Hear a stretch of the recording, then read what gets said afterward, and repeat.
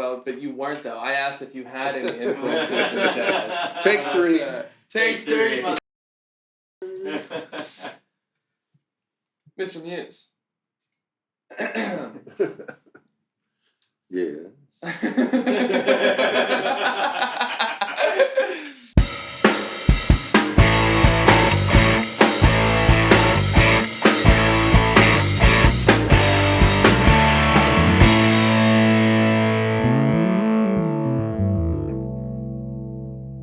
Top of the line. Here we go.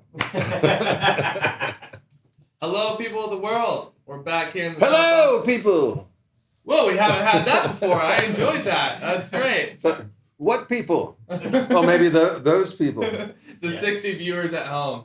I think I know who most of those people actually are.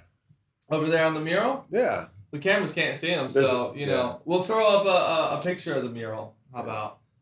Hello, people of the world. I'm going to just run through it again. People of the world, we're back here in the Acoustic A Room of South Austin Music, back with another Sam Sessions. I'm Seth Welker, the world's worst interviewer. To my left here, we have the very lively, happy Marty Muse. Marty, how you feeling today? Lively. Happy. There you go. Good stuff. I nailed that first part. Yeah. How about that? You did. Marty, basically starting from the beginning that I know of, you were working at South Austin Music back in the late 90s. Is that right? Well, actually, it goes much further back than that. Take me back. Way back before you were around. Let's hear I about started working here in about 1986. Okay. I started a little amp repair shop in my house in South Austin here. Mm-hmm. I used to drive around. I worked all the pawn shops and music. And Billy had a tiny little store at the time, and it was just him and his friend Shane Decker up here. And I would stop by, once every few days and pick up amps to repair. Yeah. And take them back to my shop. Well, my shop started getting overrun. It was in my house, and my wife told me that it was either the amps or me. Something had to give. So I told Billy, and he said, hey, you should just build a shop here. So I built that little amp repair shop back there that Nick's in now. Mm-hmm. And that was in 1986, I believe, and started working back there. And how'd you get into amp repair? Desperation. I was a musician. I needed to figure out a way to make money, Right. It took me a while to break into that in Austin. Yeah. I'm still actually working on that, I think. Always will be. Yes. So this is a little off the cuff here, but at what Why point, not? like how many amps are you gonna have before you're like, I'm not taking on anymore? Is it like 50, 100? Oh, before you say no, I'm not going to repair that? Yeah, exactly. I never I turn down work if I think it's going to be a nightmare or if I just can't do it. But no, I tend to not turn down work just because I think it's just bad karma. Right. So no such thing as too many amps? Well, yeah, again, my wife would argue with you. I have a shop at home now too, so I've got a lot of amps laying around. Yeah. Have you ever been electrocuted? Oh yeah, yeah. Like a bunch? I wouldn't say a bunch because once you get bit really hard, it makes you really. You're careful there for a while, Yeah, it's when you get careless. It's like having a car accident. It's like when you get. If you're thinking about it, you're not going to get in a car accident, but it's when you get careless that all of a sudden it comes up and bites you. I got hit pretty good one time here at South Austin where I had to stop working. I rested my pinky here on the chassis, and here I hit the voltage, and it felt like somebody hit me with a hammer, and my finger turned black. Jeez, man. I mean, it was. Whoa. It was like 450 volts DC, like, and it went, bam. So you immediately went to our HR department and let them know about it. Oh yeah, yeah. Yeah, classic. Yeah, you got to around here, or else nobody's gonna do anything about it. So Isn't that the truth? So then that means you started. It would have actually been the late 80s. So 86, and then about 93, I shut it down and I went on the road. Okay. I started taking road gigs. Mm-hmm. And so I went on the road in 93, and I did that until 96. I came back, and the shop, and I don't know who had the shop while I was gone. I think it might have been Chris Burns, maybe, might have had the shop going. But anyway, I came back, and it was still there. So I started working there again, and that didn't last a real long time. A couple of years, and then I started going on the road again. So yeah, that period of time I was just like back and forth between road gigs and doing that. Right. And then and at some point, we just decided, I don't think I'm going to be doing that. So then he got Nick in there to take it full time, and yeah. And he's so entrenched in there now. I don't think he's never going to leave. So I'm curious because I've been working here for a few months now, and when I walk in. To clock in, I write down the time I clock in on a little timesheet. Yeah. And, I don't, there's only one computer in the shop and nobody ever uses it. Has anything really changed about the shop and the way the shop works since the time you worked here? Well, the way it works, probably not, because Billy's got his way of doing things. But a lot has changed. Like I said, it used to be that it was just a tiny little shop on that side. Where we're sitting now is a massage parlor.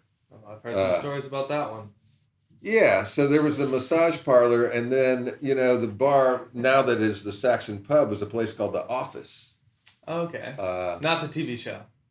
No, not the TV show, no. Gotcha. It was a bar, and it was largely the same. They didn't have a stage, I don't think. It's so dark in there, who knows what was in there? I have no idea, really. Yeah. But we would go in there and have a drink from time to time. From time to time. Every night. It's just time to have a drink. How did were you coming in here as a customer, before Bill started the shop, or how did you come into contact with Bill? Like I said, I might have come in here as a customer, but I think when I first moved to town in 85. Mm-hmm. And I went to Heart of Texas Music, which was just down the street, and there was a lot of people there that I ended up being friends with. They had a real colorful cast of characters down there. Danny Thorpe, who ended up being the guitar tech here when I was doing, he had the guitar shop when I had, we worked simultaneously. In other words, that's what I'm trying to say. Yeah. And Bill Starrett, and Bill worked down there. There was a bunch of guys, and so I would hang out there some. And so I didn't come up here, but when I started doing Amp Repair, that's when I really got integrated with. I think that's where I first met Bill. I came by I can't really remember. I can't remember our first encounter. I was gonna say, do you remember your first impression of him? But I guess my first impression of Bill was he was a big old friendly guy who loved his dog, and the original Sam. Yeah. The original South Austin Music dog. They were like inseparable, and Bill's kind of like a puppy too. He's like a big old puppy. So they got along great. Same wavelength. Yeah, I think so. That's awesome. That's awesome. So I saw that, and you were actually talking about it just now before we started, but you've done some lessons. You've taught some lessons. Yeah, very infrequently. I don't really consider myself a teacher, but I have given some lessons, and I guess I have my own kind of way of doing things. Mm-hmm. I just kind of tell people what I think and show them what I know, which doesn't take very long. Right. Right. Have there been any challenges as far as like teaching lessons go? Oh, it's always a challenge. Every individual is a challenge. And I think with the steel guitar especially too, like with the guitar, I think with a beginning student, you can kind of steer them any way you want. And with a steel guitar, I ended up teaching steel guitar to a lot of kind of older people. It's kind of hard to steer them in any direction. It's either who knows, with a steel guitar, who knows what you're going to do with it? It's like a blank slate. Mm-hmm. It's a slide. You can just do all kinds of things with it, make all kinds of different sounds, and it's really kind of hard to tell. And that's the beauty of it too. But it's kind of hard to teach. It's a hard instrument to teach. Yeah. So talking about the steel guitar. Yeah. I know it's been a major part of your life, so much so that you've even explored, trying to be involved with a movie about the the progression of the steel guitar. Yeah. What do you have to say about the movie that you've been working on? Well, I still hope to get it out. It's been a long time in the making. I started, but it was born out of the steel guitar is a fairly recent innovation. Mm-hmm. It was developed in Hawaii in the late 1800s, and then the pedal steel, and then it developed. It started off as just a regular 6-string guitar like this. Mm-hmm.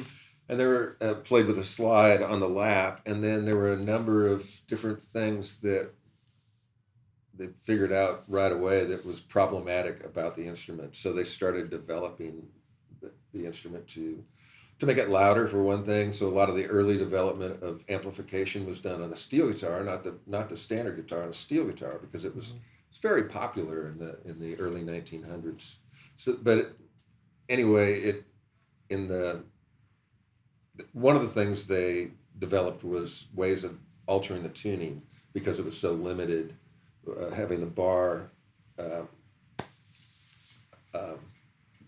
That's all you. The only chord you could get was whatever was underneath the bar. There's no way to change. So they started developing ways to change the tuning, and the pedal steel was one that really kind of stuck. And in the 50s, that's when the pedal steel was really developed, in the 50s. So it's a really recent innovation and development, and it's American. And there was all these guys that were still alive that I felt like there's been a lot written about it and a lot of stuff. I just felt like there needed to be some kind of a documentary about them that would shine a light on. Yeah, absolutely. So I just started interviewing all the old guys to see how many guys I could talk to before they died. So that was the original motivation. So you've given a couple interviews yourself. I did all the interviews. Okay. I did 45 interviews. We have over 100 hours of footage. You got some notes for me here? I'm about 7, 8 in, maybe? I do. I can tell you that I got better as time went. I think I did. Telling me I need to get better. That's fine. I'm open to criticism. I'm saying you will get better. You will get better. No, I'm joking. But it especially when you watch them back, that's when you'll learn. For sure. And I didn't get interviewed at all, so I'm probably a really bad interview. Oh no, it's fun on either side of the table. I think you learn a lot both ways. Yeah, but I learned a ton. It was an educational experience for me, just doing the interviews and compiling it and everything. But it's not, in my mind, it's not complete. We've got enough stuff to make a movie, but the vision I had or whatever, it's not a complete thing. And the guy that I've been working on the film with, who's out in Princeton, New Jersey, we made a pact a long time ago that said, if we can't do something that we like, then we're not going to do anything with it. Of course, yeah. So were there any? That's kind of where we're at. Yeah, absolutely. Were there any experiences you had interviewing some of those guys that stuck with you? Maybe something crazy happened, or someone threw out something just wild. Well, one of the first guys, not sure how familiar you are with the pedal steel, but one of the major figures in the steel guitar world was Buddy Emmons. He died a few years ago, but I really wanted to see if I could get him to do an interview, to be involved with the project before I even got it off the ground. So I worked on that, and he was not interested in doing it. It was surprising to me how many of these guys basically said they weren't interested in doing it. And so that was a hurdle. And with Buddy, I had some friends that worked on him, and so that took a couple of years. to actually get him to come around to doing it. And he's a pretty intimidating guy. And so I don't know, the whole interview, and that was one of my first interviews. So it was scary. Mm-hmm. Interviewing him was scary. It was done in Nashville. It was in a theater. Unbeknownst to me, like all these people he's got all these groupies and people, like guys he's got like all these super fans, and people flew in, like people to watch this interview that I had no idea how they even found out it was happening. So it was very stressful. I would shit my pants, I think. I came very close to doing that. Yeah, I would imagine. That's insane. Wasn't Buddy's birthday like a couple days ago or something like that? Maybe, yeah. I'm not. I don't know when. I don't know when his birthday was. But. You got the interview and now you're just like, do whatever. Like, when's his birthday? Who cares? No, I didn't ask him what his birthday was, but I asked him a lot of really stupid questions, which is naturally. Yeah. That happens. And I had like I had 3 sheets of paper with questions, and I was so disorganized and fumbling through all this stuff. Like the sheet of paper that had the really good questions on them, the ones that I wish I would have asked him. Never got to it. It was on a clipboard. It was like it was in there somewhere, but anyway, so that stands out. And a lot of them stand out as just being, most of the guys, and I'm not saying Buddy wasn't nice. He was nice and gracious, and he was really good. He was really good on camera. But it was mostly me that was not very good in that. But most of those guys, a lot of them were my heroes, people that I grew up trying to emulate as players. And they were so nice, so gracious, and so humble. So that's what really that's awesome. Stood out for me. That's awesome. So Marty, what got you into the pedal steel in the first place? The sound. Yeah. I think that's what gets everybody. Otherwise, if you knew what was involved before you got into it, you would never do it. I mean, it's too heavy. It's terribly inconvenient. You got to set it up, and then when you start playing it, you have all these pedals and knee levers and stuff. I mean, really, it's a pain in the ass. But it sounds so good. That's why you do it, and so that's what hooks you is the sound. And then once you start doing that, and then you're hooked. And you used to have to start schlepping it all over the place and setting it up. Yeah, and so when did you start playing it? When I was in high school. In high school? I went to high school. I was living out in the suburbs of Chicago as a junior in high school, I think.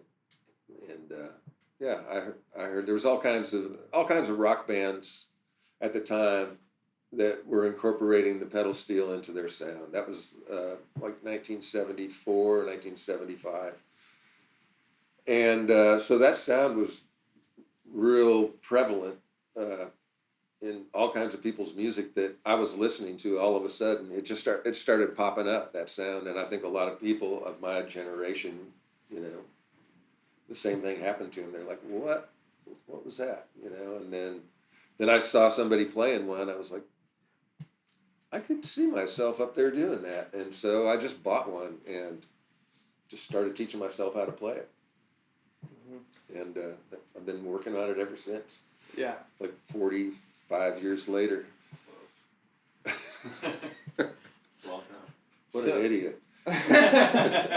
Well, no, I was about to say, I was listening to some of your music, and it's, of course, it sounds beautiful, and the song titles are also really pretty song titles. But I was curious, what's the process of coming up with the song title on a song without lyrics?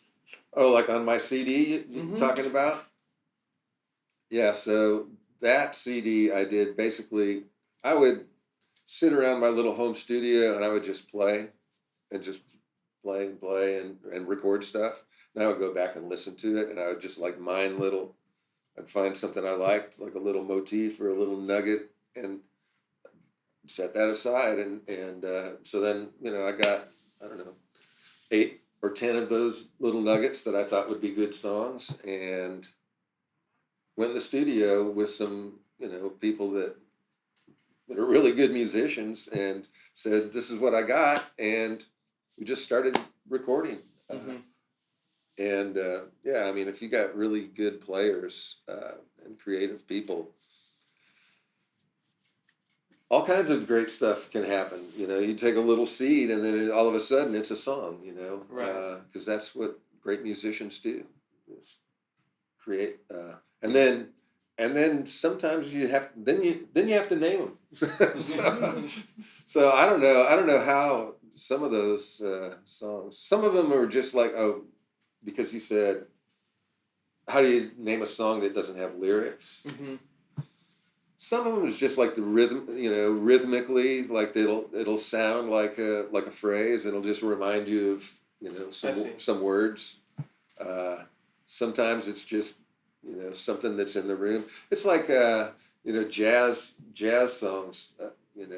They would go cut these tunes that were like that, instrumentals, right? And then somebody would have to name them. And I don't think usually they wouldn't have, like, thinking of like Charlie Parker. Charlie Parker would go in and cut these tunes, and then the people that named the tunes were like the A&R guy, or the guy from the label. They'd have to come up with some names for these songs. Yeah. Talking about jazz, do you have any like jazz influences or any influences from other genres? I'm really into like kind of bebop, post bebop, hard bop, all that kind of stuff. When I graduated high school in the mid-'70s, I moved to San Francisco. I lived there with my brother, and Buddy Emmons, I guess, is actually simultaneously, because he was a jazz player and he was really into. He kind of grew up he was coming of age in the mid-'50s in Nashville, but listening to the jazz of the day. Well, the jazz of the day was like, Miles Davis, classic Miles Davis kind of blue, Sonny Rollins, all these great. That's not only a golden era of country music, but a golden era of jazz too. Like from about 55 to 1960, that era is just incredible. Mm-hmm. So he kind of lit that spark for me, and then there was a great jazz club in San Francisco, and my brother took me there, and I started learning. And so we saw all these great people, Horace Silver, Art Blakey, and the Jazz Messengers. Well, you brought up what was that one guy's name? Charlie something? Charlie Parker. Charlie Parker, right? And he's a jazz musician. That he is, yeah. That he was. Yeah. Do you have a lot of jazz influences or any influences in other genres? Yeah, I mean, jazz for sure. I mean, I'm a big fan of bebop, of actually the whole genre, and I've become more and more so. And I'm a huge fan of Duke Ellington, and over time, I've just become more and more of a fan, and somewhat obsessive with his music, and I just keep growing my collection and listen to his music so much, and so much of the rest of jazz kind of came out of what he did. Mm-hmm. And then we were talking about Charlie Parker. I mean, he's like the musician's musician. He changed the saxophone. He changed the way jazz improvisers play. He changed modern music in so many ways. But when I moved to San Francisco in the mid-'70s, there was a jazz club there. My brother took me to and kind of exposed me to a lot of great jazz players. And so we went and saw Art Blakey and the Jazz Messengers, Horace Silver, saw Dexter Gordon. I only went one night, but Dexter came in for 6 nights, and my brother went and saw him 6 nights in a row. Just great stuff, and I had never heard anything like it, and so that had a huge impact on me. might not know it from listening to me play, but it did. It's always cool to see like where a certain musician is pulling from, because it is kind of that way where. Yeah, I mean, you know, everybody is a product of everything they take in, the people they meet, the conversations they have, the music they listen to, all of it. It all goes in there, and some of it leaks out in your playing. Hopefully, because hopefully more of it leaks out. But that's kind of the way it works, as far as I can tell. No kidding. Well, Marty. Well, really, we've asked you a bunch of just silly questions, and I'd like to ask you something real serious here. There you go. Are you, or have you ever been on TikTok? Well, am I? I have no idea. Actually, I don't have any idea. What TikTok I've is? never. I know what TikTok is. I think, but I've never been to TikTok, so I have no idea. I've never TikToked myself. Okay, and actually, I think that's a correct term. TikToking oneself. Right. Well, I know like you can Google oneself. Yeah. And you TikTok yourself too. That's actually a much better response than I was expecting. I was expecting you to be like, who and what the hell is TikTok? Oh, so because I'm an old guy. You got the gray beard. I mean, anybody with a gray beard, because basically it's golden rule. You can't know. Well, I know how to run a computer. Hell yeah. There you go. I don't think it's on computers. I think it's just the app. But well, computers can run apps. Nonetheless, too. You've impressed me. You've impressed me for sure.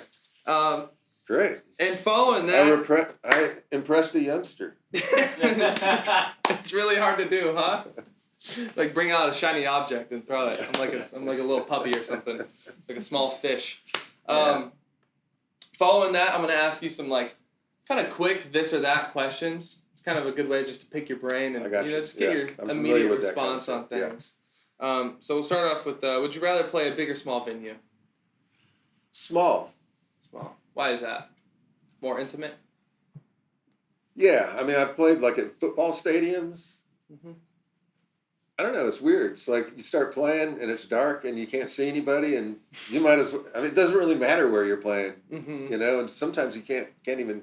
At least the bands I played with, you can't even hear the crowd. You're like, what is going on? Of course, I was wearing in-ear monitors, so that's probably why I couldn't hear them. But yeah, I mean, small. I actually just like playing just crappy little beer joint places is my favorite place to play. That's where you see the coolest stuff too, right? Yeah, I mean, musicians when they're playing in places like that, they're loose. They're not worried about anything. They're just playing, and that's usually where they play their best. You know? If you're carrying an acoustic guitar around, you want it to be in a gig bag or hard shell? I can't think of a reason why I'd be carrying. Well, I do play dobro, so I would be carrying my dobro. Yeah, hard shell case. Yeah. Right. Chocolate or vanilla? Come on now. Well, vanilla, I guess. Yeah. I mean, we're talking ice cream, right? Whatever. Any of it. I mean, that's like a catalyst for discussion there. Chocolate or vanilla. I mean, it's all up to your interpretation, Exactly right. And coffee or tea? Oh, coffee. There you go. I like you. That's how I know. I like you too. People that drink tea, it's a little questionable sometimes. I do drink tea, but not very often. Yeah. I drink coffee, that's the first thing I do when I get up. Go for the coffee. Now, don't feel any pressure on this one. We'll still be friends afterwards, but South Austin Music or Guitar Center? Oh, man, that's not even close. It's like South Austin Music, Guitar Center. Say Guitar Center. Yeah, Guitar Center is it's worse than Walmart. Okay, well, how about Sam Ash or Guitar Center? I've only been into Sam Ash one. Is there a Sam Ash in Austin? I don't know. I think there used to be, but no, any of them. This is the place here, South Austin Music. Mm-hmm. Yeah. Barbecue or tacos? Barbecue tacos. Why do they need to be different? Barbecue or Brisket tacos. Barbecue or that's the. I just had a taco, so I'd have to say tacos. Tacos. Yeah. Crypto or NFTs? Well, I do know what those are, but I have no preference. I got nothing. Gotcha. That's totally fair. Okay, if you're gonna, death by electrocution or fire? Well, electrocution would be the way to go. I think I agree. It would Plus, you've already You got had the- a little bit. Yeah, if you get the right shot, man, it'd just be like Yeah. over really quick. And you're used to I it. often think that's how someone's going to find me in my shop, just laying on the floor. Just like, Are you a sports guy? a sports guy? Yeah. I like baseball. Well, I was gonna say baseball or football. I'm we got that a one. baseball guy. Okay. In fact, when I had my shop here at South Austin Music, I used to work on VCRs back when people used to work on VCRs. This is a long time ago. Mm-hmm. But I'm a big Chicago Cubs fan. I noticed that we have a Wrigleyville hot dog place next door here. Yeah, it's good too. But so I would watch the Cubs game every day. I would have that going in the back there, and I would, the cast of characters that would come in through that shop was just one of the most enjoyable things about being here. I met all kinds of great musicians, in the 80s. They would just come back and hang out, and great memories, of just all kinds of people. Yeah. PC or Mac? Oh, Mac. That was pretty quick and easy for you. Apple or Android, as far as phones go?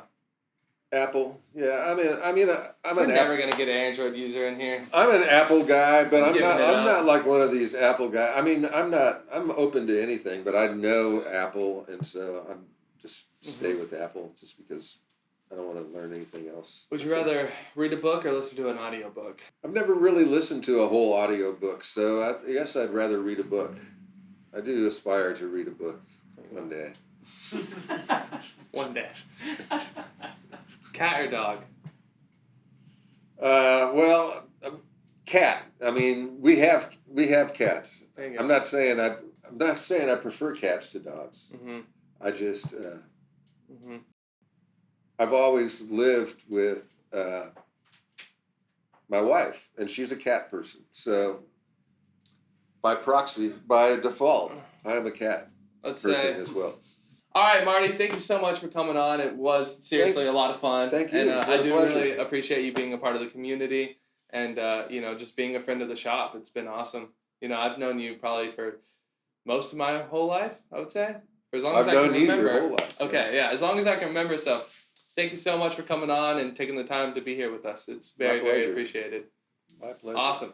And I think the last thing would be for you to play a song for us. Oh, good. Well, I'm glad you're not going to ask me to work on an amp. That works. That would be kind of tedious. Awesome. Thanks, Marty. We'll get a pedal steel in here, yeah? Or maybe just A dobro? Maybe just a dobro. Yeah, you got a Okay, dobro lamp? Oh, there's one. National?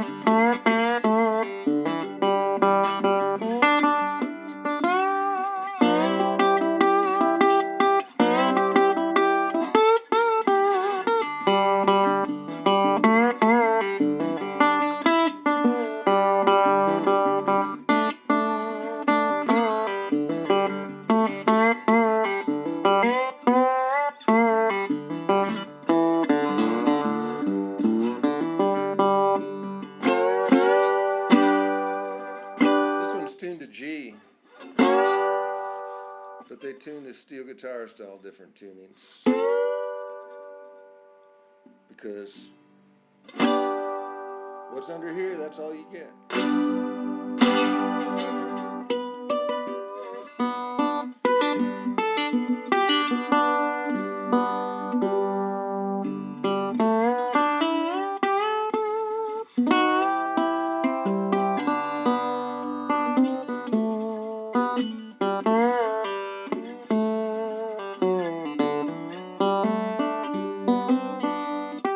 I can't remember my own damn song.